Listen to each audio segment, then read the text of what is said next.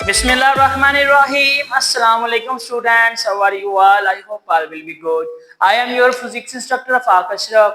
बच्चों हम लोग पढ़ रहे हैं इलेक्ट्रोस्टैटिक्स और करंट इलेक्ट्रिसिटी जो कि 11वीं क्लास की न्यू बुक का चैप्टर नंबर 11 है, चैप्टर नंबर 9 है, जो कि 11वीं क्लास में आपके आज न्यू टॉपिक जो फर्स्ट ईयर में आया हुआ है। अभी तक आप लोगों ने हमारे चैनल को सब्सक्राइब नहीं किया तो इसको लाजमी सब्सक्राइब कीजिएगा, लाइक कमेंट और शेयर करना मत भूलिएगा ताकि इस चैनल की जितनी भी एजुकेशनल वीडियोस है based on the new topics new course you can get it free online. बच्चे आज के टॉपिक में हम लोग देखने वाले हैं कि चार्ज पार्टिकल्स मोशन कैसे कर रहा है इलेक्ट्रिक फील्ड में, और चार्ज पार्टिकल्स की मोशन के पाथ कौन से डिस्कस हो रहे हैं, वो पाथ किस तरह से वो अचीव कर रहा है, किस तरह से उसका वो एंगल डिफ्लेक्ट कर रहा है, ये सारी बातें हम लोग इस टॉपिक में पढ़ने वाले हैं।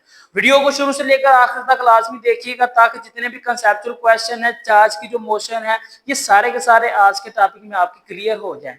बच्चों अभी तक हम लोग पढ़ रहे हैं इलेक्ट्रोस्टैटिक्स के टॉपिक्स, करंट इलेक्ट्रिसिटी के भी स्टार्ट होने वाले हैं।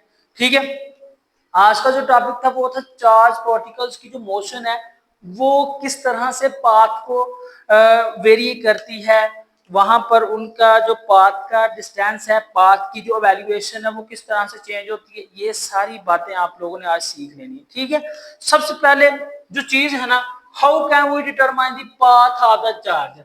हम लोग किसी जो चार्ज की पाथ की बात करें तो वो किस तरह से डिटरमाइन कर सकते, वो हम लोग इस तरह से बच्चे डिटरमाइन कर सकते हैं। लेट्स सपोज दैट अगर हमारे पास एक किस्म का इलेक्ट्रिक फील्ड, और इलेक्ट्रिक फील्ड में क्या है, एक पॉजिटिव पैरेलल प्लेट्स है और एक आपके पास क्या है, नेगेटिव प्लेट्स, पॉजिटिव प्लेट्स और एक नेगेटिव प्लेट्स है। ये फील्ड की जो लाइन है वो पॉजिटिव से बच्चों नेगेटिव की तरफ है। ठीक है, पॉजिटिव से नेगेटिव की तरफ है। एट द लास्ट क्या होता है, हमारे पास यहाँ पर कोई भी चार्ज अगर क्यू पड़ा हुआ है पॉजिटिव चार्ज, तो उसने इलेक्ट्रिक फील्ड लाइंस की ही सम्मत में मूव करना होता है। किसकी सम्मत में मूव करना होता है, इलेक्ट्रिक फील्ड लाइन की सम्मत में मूव करना होता है, यानी ऊपर से नीचे की तरफ। ये चीज डिस्कस हो गई थी। फिर हमने क्या कहा था कि ये चीज डिस्कस की थी कि जब इसको ऊपर की तरफ भेजना तो हम लोग क्या करेंगे, एक्सटर्नल अप्लाई, एक्सटर्नल एजेंसी कह ले, फोर्स कह ले, वो अप्लाई करेंगे चार्ज को नीचे से ऊपर लेके जाने के लिए। वहां पर चेंज भी होगा, डिफरेंस भी होगा। लेकिन जो यहाँ पर क्वेश्चन हमें यहाँ पर लेकर आया है इस स्टेज पर कि उस चार्ज का पाथ किस तरह से होगा, उस चार्ज की जो डिटर्मिनेशन है उसको किस तरह से करेंगे, वो बच्चे हम लोग उसमें होने वाले फील्ड की चेंजिंग की वजह से नहीं, फील्ड में होने वाली मोशन की वजह से देखेंगे। ठीक है, फॉर एग्जाम्पल हमारे पास जो डिटर्मिनेशन है, path of the charge particles determined by the field region, field का जो रीजन है उस वजह से हम लोग वहां पर पाथ को डिस्कस करेंगे।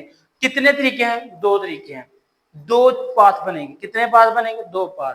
पहली चीज, if the field is uniform and charge is moving along the field.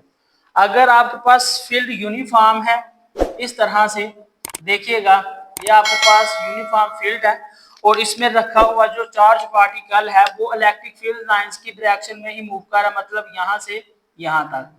तो ये बच्चा आपके पास एक यूनिफॉर्म फील्ड की डायरेक्शन, वहां पर पड़े हुए चार्ज की मोशन हो जाएगी। ठीक है, दूसरे नंबर पर है पैराबोलिक।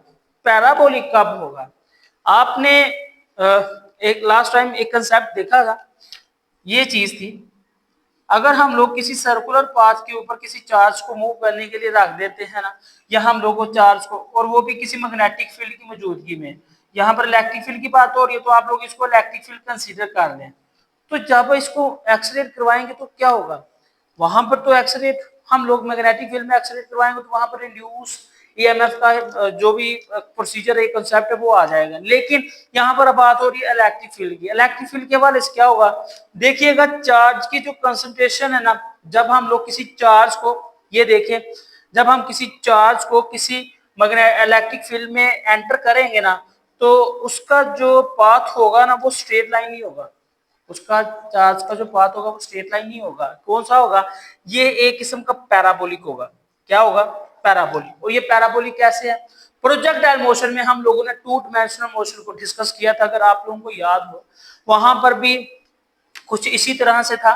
मैं आपको ड्रा करके बताता हूँ।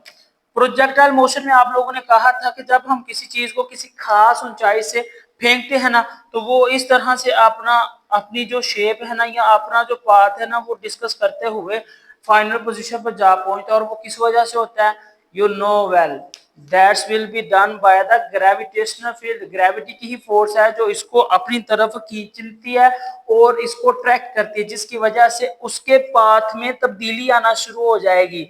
यहाँ पर भी वही चीज सेम जो है ना डिस्कस की जा रही है। मैं लास्ट पर आपको इसका रिजल्ट भी निकाल कर बताऊंगा कि किस तरह से वहां पर चार्ज की खसूसियत को डिस्कस किया गया है, मोशन को डिस्कस किया गया है, हाइपरबोलिक किस तरह से हुई है, एंट्रिंग ऑफ चार्ज किस तरह से हुई है, और लास्ट पर हमारा रिजल्ट क्या निकला है। ठीक है, यहाँ पर आपका थोड़ा सा ये बेसिक है, आप लोगों की बुक के ऊपर जो टॉपिक है सिर्फ बेसिक के हिसाब से इसलिए करवाया गया। लास्ट पर मैं आप लोगों को थोड़ा सा अथेंटिकली भी बताऊंगा।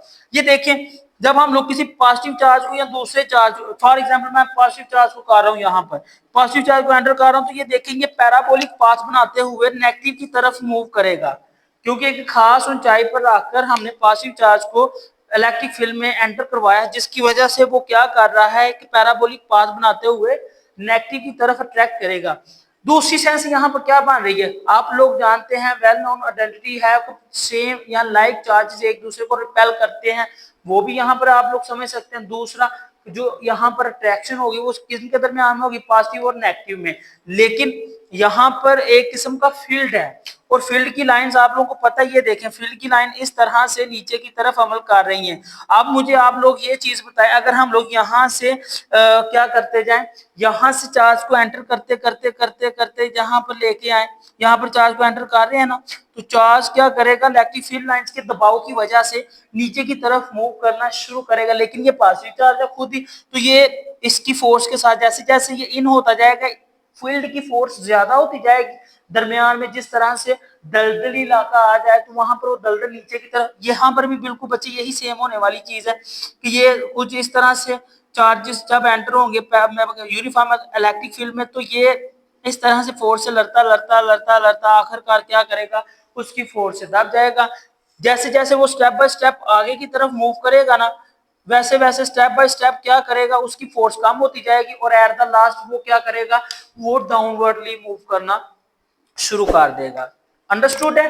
दूसरे नंबर पर देखिएगा, यहां पर भी बिल्कुल वही केस बताया जाए। हाँ, इन दोनों में देखें कि आपके पास जो चार्ज होगा वो हाइपरबोलिकली मूव करेगा और इसमें जो चार्ज की मैग्नीट्यूड कंसीडर की जाएगी वो जस्ट और जस्ट वर्टिकल कंपोनेंट की कंसीडर की जाएगी। वर्टिकल कंपोनेंट कौन सा, ये देखिए, ये आपका वर्टिकल कंपोनेंट और ये आपका हॉरिजॉन्टल कंपोनेंट है। ठीक है, ये आपका हॉरिजॉन्टल कंपोनेंट है एक्स एक्सिस और ये आपका वर्टिकल कंपोनेंट है वाई एक्सिस है। यहाँ पर जो चार्ज की कीमत होगी वो सिर्फ और सिर्फ वर्टिकल कंपोनेंट पर होगी, हॉरिजॉन्टल में जब हम लोग उसको परपेंडिकुलर ही ऐड करेंगे।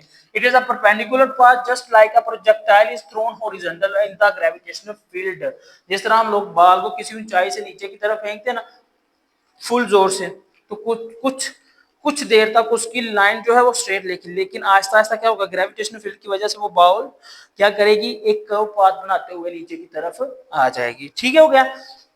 फिर क्या है, ये एक्सरेट करता हुआ, जब हम चार्ज को इसमें रख रहे हैं ना इलेक्ट्रिक फील्ड में, ये एक्सरेट करता हुआ, ये नेगेटिव नेगेटिव एक दूसरे के करीब है, यहाँ पर जो यहाँ इसकी एक्सलेशन होगी वो एक्सलेट करता करता करता करता किसकी तरफ मूव करेगा, पॉजिटिव।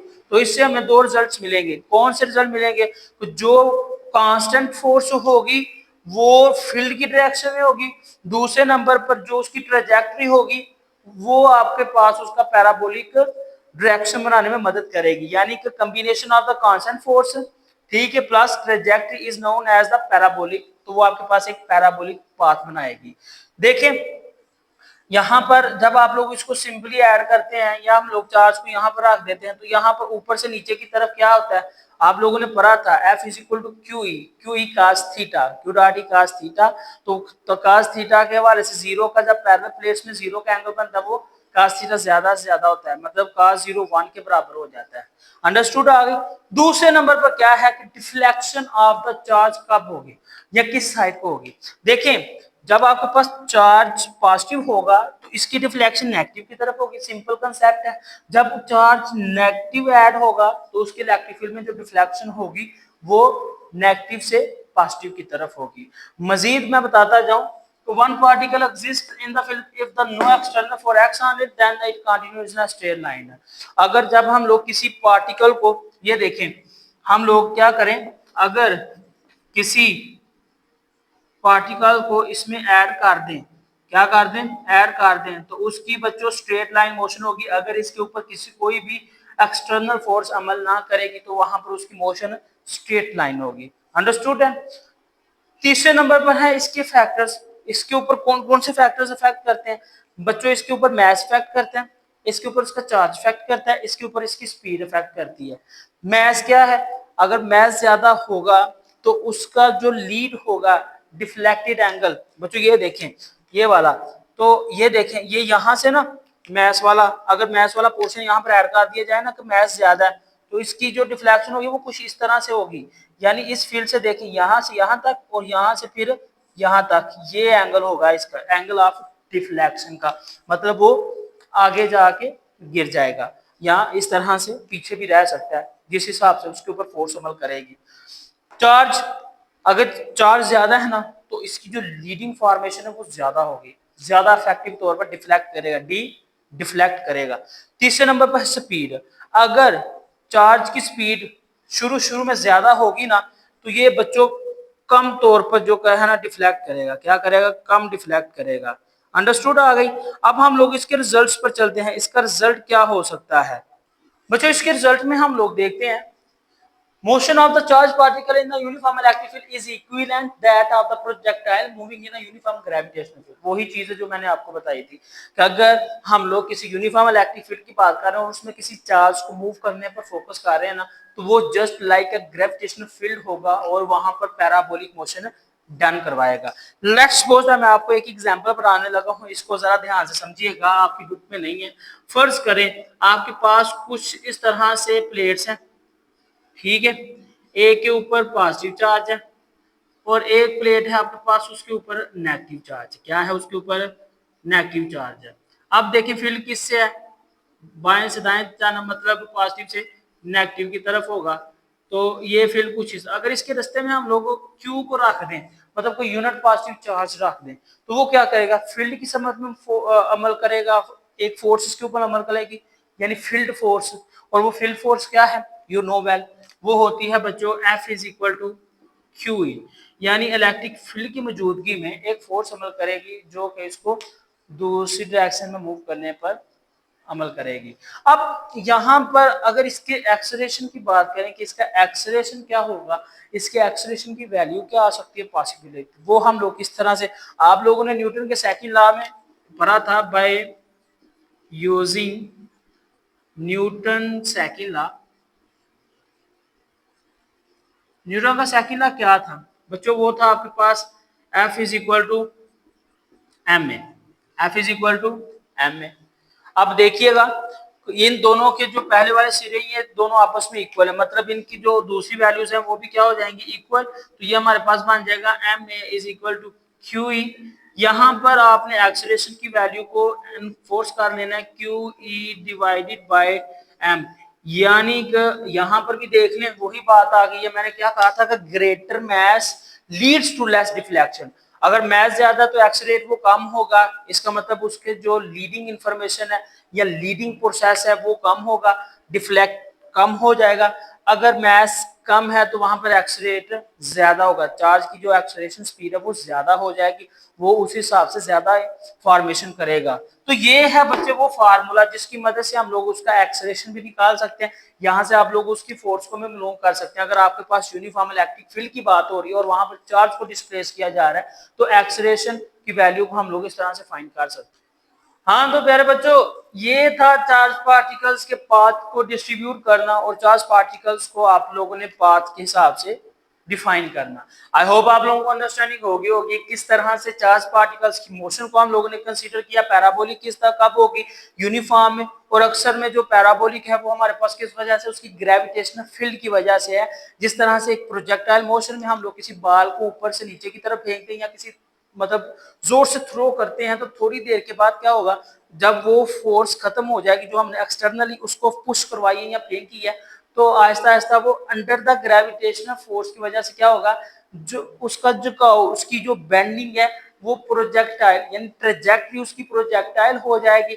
और इस तरह से हम लोग कहते हैं कि जो यूनिफॉर्म इलेक्ट्रिक फील्ड होता है अक्सर में वो क्या होता है, वो उसकी प्रोजेक्टाइल मोशन को डिफाइन करता है। अभी तक आप लोगों ने हमारे चैनल को सब्सक्राइब नहीं किया तो इसको लाजमी सब्सक्राइब कर दीजिएगा। लाइक कमेंट और शेयर करना मत भूलिएगा ताकि इस चैनल की जितनी भी एजुकेशनल वीडियोस आन the base of the new course you can get it free online. I hope बच्चे आप लोगों को अंडरस्टैंडिंग होगी। मजीद क्वेश्चन अगर कोई हो तो आपने कमेंट सेक्शन में लाजमी बताना है, इंशाल्लाह कमेंट का लाजमी जवाब दिया जाएगा। तब तक के लिए मुझे दे इजाजत, इंशाल्लाह नेक्स्ट लेक्चर में हम लोग इसके मजीद प्रोसेस को पढ़ेंगे। तब तक के लिए अल्लाह हाफिज।